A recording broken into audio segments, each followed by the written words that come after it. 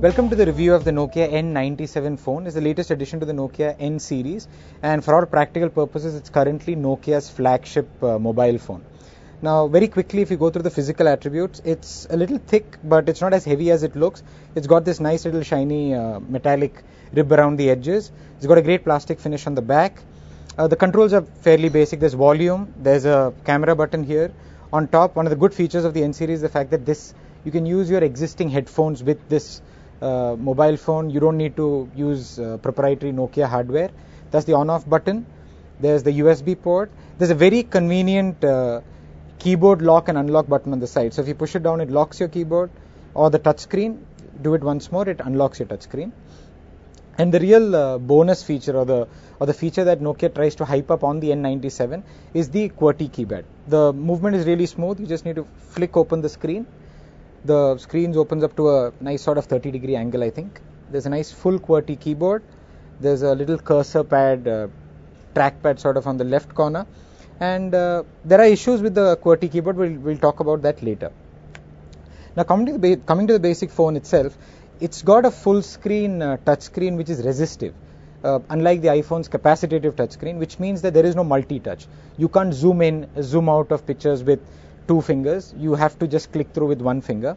The home screen is very interesting. For me, that was the best part of the phone. You can get a whole bunch of information on the home screen without actually clicking on anything.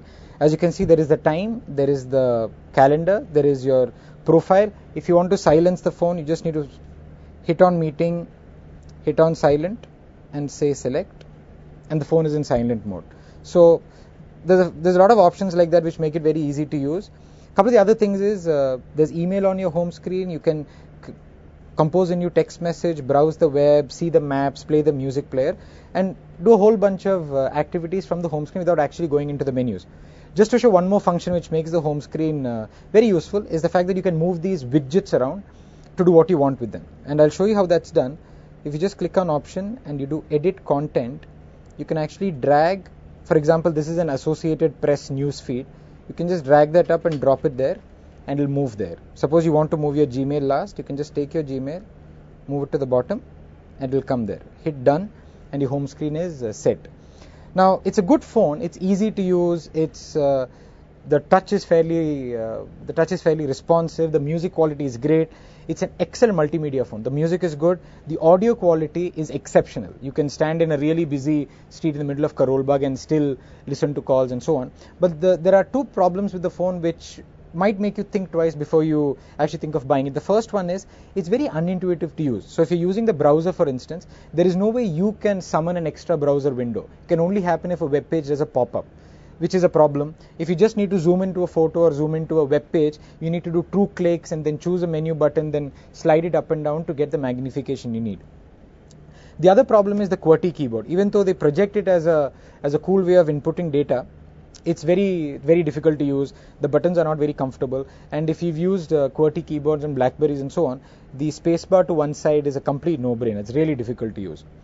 The other problem with the phone is probably the fact that it's going to cost anywhere between 32 to 36,000 rupees. That's a lot of money for a phone, even if it is what they call a super smartphone. And if I were you, I'd probably wait till August, wait for the iPhone 3GS to launch before taking a call. However, before we close the review, there are two features about this phone that we really like. The first one is it's got an amazing 32 GB onboard memory.